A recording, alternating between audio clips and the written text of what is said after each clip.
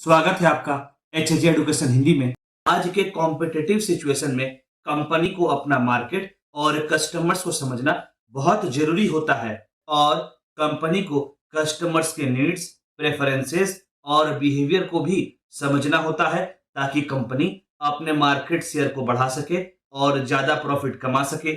Market segmentation के माध्यम से कंपनी अपने कस्टमर्स को और मार्केट को अच्छे से समझ पाती है और अलग अलग टाइप का कस्टमर्स का सेगमेंट बनाकर उसी अनुसार प्रोडक्ट्स और मार्केटिंग स्ट्रेटजी को प्रॉपरली डेवलप कर पाती है। आगे कंपनी जितने अच्छे से अपने कस्टमर्स को समझती है उसके लिए मार्केट में खुद को एस्टेब्लिश करना उतना आसान हो जाता है।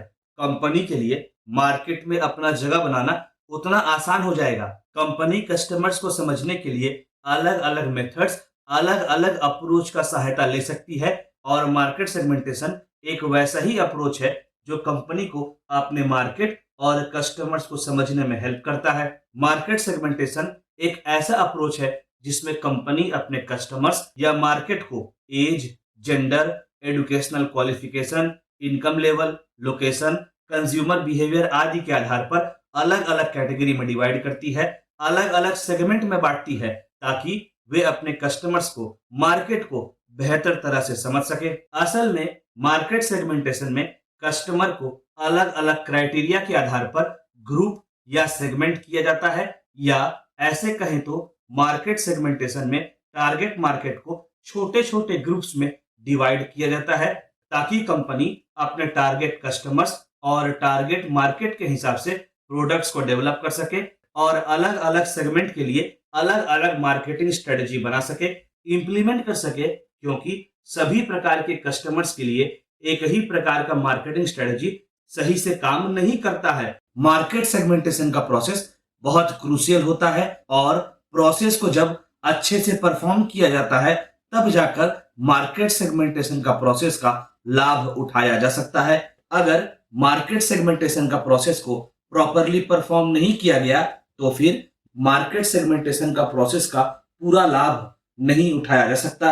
अलग अलग कस्टमर्स का नीड्स अलग अलग होता है, मतलब मार्केट में कस्टमर्स का नीड्स डाइवर्स होता है, तो ऑर्गेनाइजेशन को कस्टमर्स के डाइवर्स नीड को सेटिस्फाई करने के लिए अलग अलग प्रोडक्ट्स बनाना होता है, मार्केट में अवेलेबल कराना होता है। इस काम में मार्केट सेगमेंटेशन काफी हेल्प प्रोवाइड करता है। हाँ, यहाँ यह कहना जरूरी हो जाता है कि मार्केट का प्रॉपर रिसर्च के बाद ही मार्केट सेगमेंटेशन का प्रोसेस को परफॉर्म करना चाहिए ताकि मार्केट सेगमेंटेशन का प्रोसेस को प्रॉपरली परफॉर्म किया जा सके। ऐसा इसलिए क्योंकि जब मार्केट सेगमेंटेशन का प्रोसेस को प्रॉपरली परफॉर्म किया जाएगा तब ऑर्गेनाइजेशन कस्टमर्स के नीड्स के अनुसार प्रोडक्ट्स डेवलप कर पाएंगे और उचित मार्केटिंग स्ट्रेटजी को फ्रेम कर पाएंगे, डेवलप कर पाएंगे। फॉल्टी मार्केट सेगमेंटेशन की वजह से कंपनी ना तो सही प्रोडक्ट को डेवलप कर पाती है और ना ही प्रॉपर मार्केटिंग स्ट्रेटजी को फ्रेम कर पाती है, डेवलप कर पाती है और इंप्लीमेंट कर पाती है। हमें इस बात को लेकर क्लियर रहना होगा कि मार्केट सेगमेंटेशन केवल बड़ी कंपनियों के लिए नहीं बल्कि सभी प्रकार की कंपनी के लिए इंपॉर्टेंट होता है और सभी प्रकार की कंपनी मार्केट सेगमेंटेशन को परफॉर्म कर सकती है और मार्केट सेगमेंटेशन के बेनिफिट्स को एंजॉय कर सकती है। चलिए आगे बढ़ते हैं और मार्केट सेगमेंटेशन के प्रोसेस को पढ़ते हैं। पहला स्टेप है identifying the needs and objectives. Market segmentation के प्रोसेस का पहला स्टेप होता है नीड्स और ऑब्जेक्टिव्स को आइडेंटिफाई करना। कहने का मतलब हुआ इस स्टेप में कंपनी यह तय करती है कि वह मार्केट सेगमेंटेशन के प्रोसेस को क्यों परफॉर्म करना चाहती है और कंपनी यह भी जानने का प्रयास करती है कि क्या मार्केट सेगमेंटेशन का रिक्वायरमेंट है भी कि नहीं। आमतौर पर कंपनी मार्केट सेगमेंटेशन का प्रोसेस को इसलिए परफॉर्म करना चाहती है ताकि वह कस्टमर्स के नीड्स, रिक्वायरमेंट्स, प्रेफरेंसेस के हिसाब से प्रोडक्ट्स को डिलीवर कर पाए और जनरली मार्केट सेगमेंटेशन का ऑब्जेक्टिव होता है पोटेंशियल कस्टमर्स को पहचानना, कस्टमर्स के सेटिस्फेक्शन को इंप्रूव करना, प्रॉपर मार्केटिंग स्ट्रेटजी बनाना, ग्रोथ अपॉर्चुनिटीज को पहचानना आदि।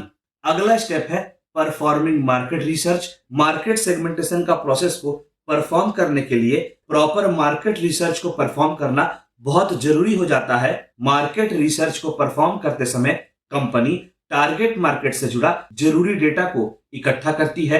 कंपनी मार्केट का डेमोग्राफिक इंफॉर्मेशन इकट्ठा करने का प्रयास करती है।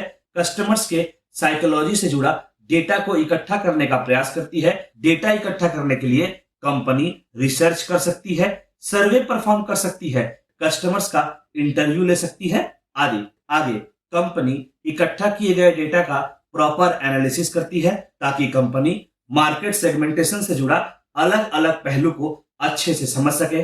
अगला स्टेप है target market segmentation. Market research perform करने के बाद जो डेटा निकल कर सामने आता है उसकी सहायता से कंपनी अपने मार्केट सेगमेंट को आइडेंटिफाई करने का प्रयास करती है और यह तय करती है कि वह कौन से कस्टमर सेगमेंट को सर्व करेगी। कंपनी मार्केट को age, gender, income, occupation, lifestyle, interest, values, location, climate, product usage pattern, customers के बाइंग बिहेवियर आदि के आधार पर बांट सकती है।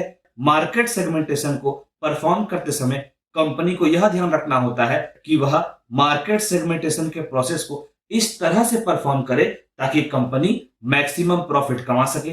अगला स्टेप है नोइंग कस्टमर्स। मार्केट को सेगमेंट करने के बाद कंपनी अपने कस्टमर्स को आइडेंटिफाई करने का प्रयास करती है।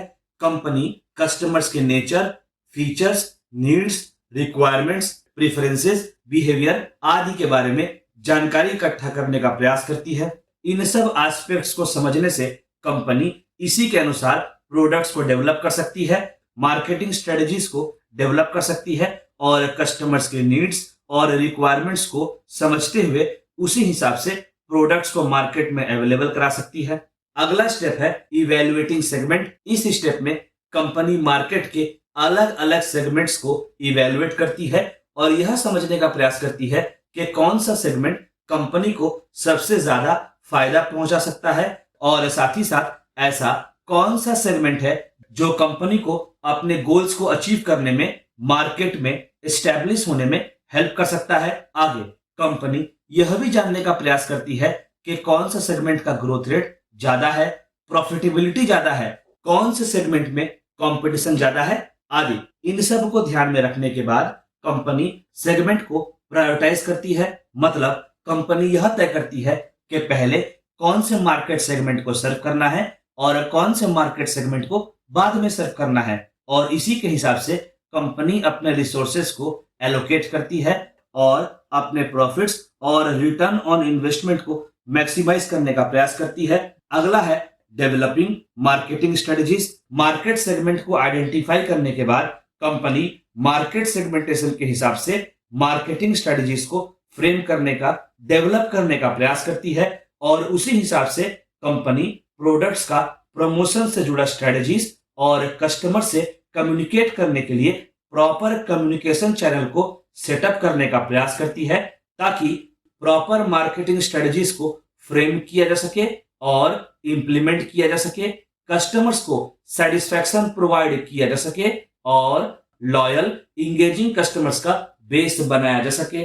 अगला स्टेप है इंप्लीमेंटेशन। कंपनी के द्वारा जो भी मार्केटिंग स्ट्रेटजी को अडॉप्ट किया जाता है, इस स्टेप में उस मार्केटिंग स्ट्रेटजी को इंप्लीमेंट किया जाता है और फिर यह समझने का प्रयास किया जाता है कि मार्केटिंग स्ट्रेटजी कितना इफेक्टिव है, मार्केटिंग स्ट्रेटजी प्रॉपरली काम कर रहा है कि नहीं।